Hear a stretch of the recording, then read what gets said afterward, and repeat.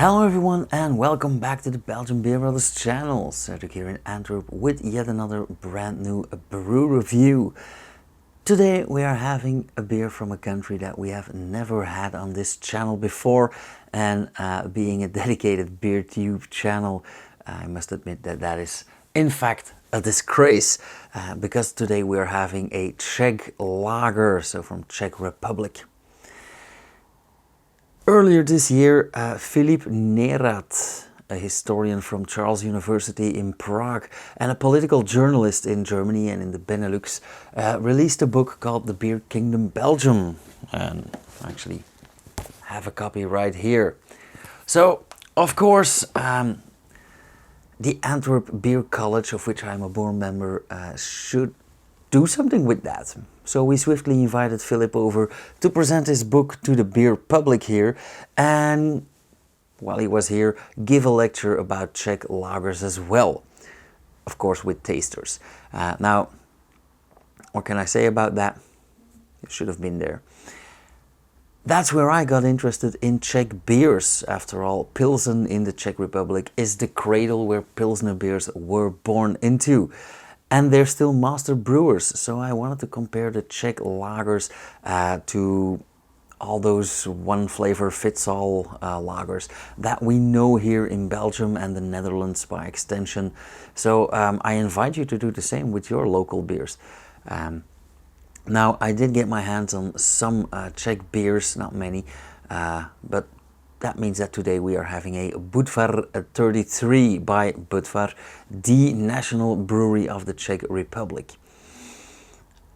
I am going to do an in-depth brewery breakdown about Budvar after the holidays, but for now it is just interesting to know that Budvar has been around since 1895, that their best known beer is Budweiser, and not that one, they stole it, and that they brew over 50 million hectoliters per annum. That is about 40 times the volume of Belgium's largest brewery, after AB InBev, of course. So that's quite a lot. They use the decoction method or double mash principle, which means that they transfer part of the wort from the mash tun to a separate boiling kettle, and they return that boiling wort to the mash before straining in the actual boiling step, but we will go in depth later on. And of course, these are lagers, so they ferment in this case under 10 degrees Celsius. Now, the Budvar 33 is called that because it is a hopped and thus bitter version of their Budweiser original. And it has 33 IBUs, or international bitterness units, due to its hopping with local Agnes hops, which is said to be one of the most bitter hops in the world. Intriguing, I'm very curious again. Furthermore, it is brewed with Czech and Bavarian malts containing Crystal Light, Crystal Pale. And the end result not only has 33 IBUs, but also holds 4.6% ABV and has 15 EBCs. Now, I love how the can got a tight modern look with a classic red, white and black color scheme, and that is in reference to their Budweiser original. I'll put pictures up here. They really succeeded in catering to the younger audience, I believe. And I must admit that when I see this in the store, I am inclined to take one from the shelves as well. Also, a minor detail, it is white, but it is like a grayish off-white, which is way more appealing to the eye, and it is not just all white, it has this marble effect in it, with the metallic underneath. Also, the 33 is a metallic effect. Always, the devil is in the details. Now, what I do like as well is, well, for starters, this Leszek, I'll probably butcher that pronunciation. Apparently that means climber, and that is, or so I've been told, that is a name for a style of lager that is a bit not too high in alcohol, but a bit higher in IBU, so the more bitter variant. And I also love this tiny, tight label here, because it says 4.6% alcohol in Czech, of course, Barva 15 EBC, Barva means color in Czech, and 33 IBU Horkost, and Horkost is a bitterness. That is about the only Czech that I know. I had to ask myself. I cannot translate the rest of this can, but I do know that it just says, well, where it's been brewed and what's in this can. So,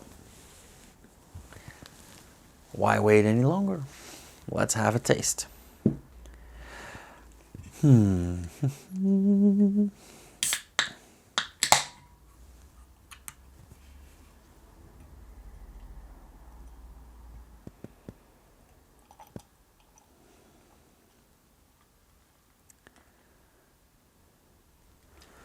I am already in love with this color. That is about as gold can be. This is the original beer color that we see on every poster and that we have in mind when we think about beer. Beautiful. Also, a nice thick head of foam, nice tiny bubbles, again as it should be. And it is, I would say off-white, but it is more, it has more of a yellowish shade to it. So again, very, very nice. Really aromatic. This takes me back way back to when I just started in the beer world. That would be actually about 20 years ago. And yeah, this is like the ideal balance, the ideal combination between let's say malty, slightly sweet, bitter, hoppy, a bit of carbon dioxide.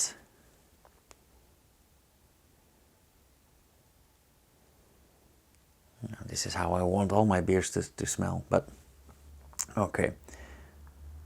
Needless to say, I am falling in love a bit, but you guys know that I like my lagers or my beers a bit bitter, a bit dry, a bit very classic. So I'm very curious. Here goes nothing. Cheers to Philip.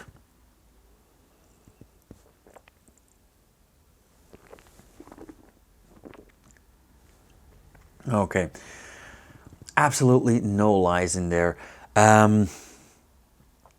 First thing, very crisp, very, I'd say refreshing as well. But also quite dry and bitter, but without that cringy in the mouth. So it is bitter in flavor, but still soft in mouthfeel, which is one hell of a skill that these guys have.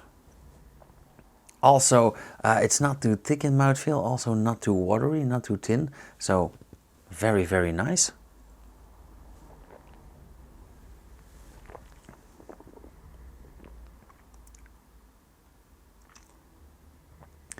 Also lovely in the back of the mouth.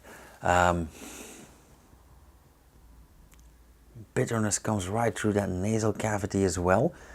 So I am enjoying this twice. Again, beautiful.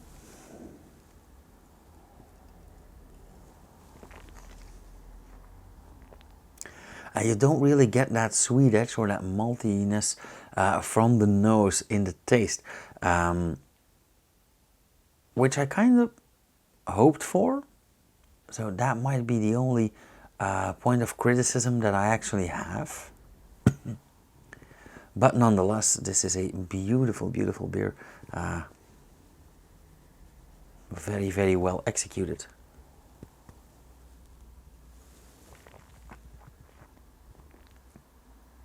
As you can see by the tempo, this is also what we call een deurdrinker, a very, very drinkable beer. Yeah, I definitely love the way that this sits. And also the aftertaste is rather bitter, but way softer. I don't know how they can explain this, or I don't know how to explain this, but it is a dry, bitter, soft aftertaste, which is again very, very pleasant because you don't want that sharp bitterness all the time. Very, very well brewed.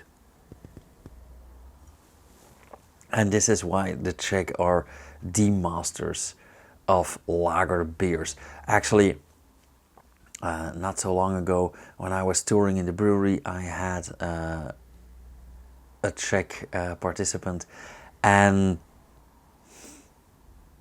he knew his shit.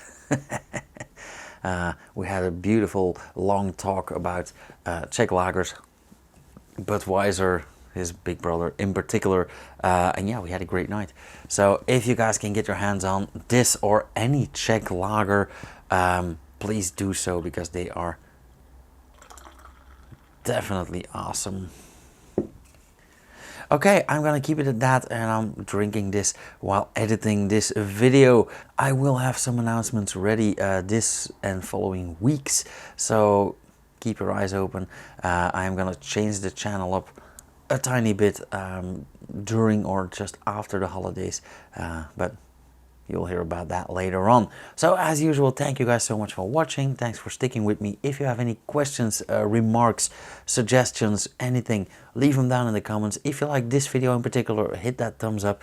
If you want to see more in the future, yeah, just go through my playlists, or hit the bell icon after you subscribe, and you'll get notified whenever I upload something, which should be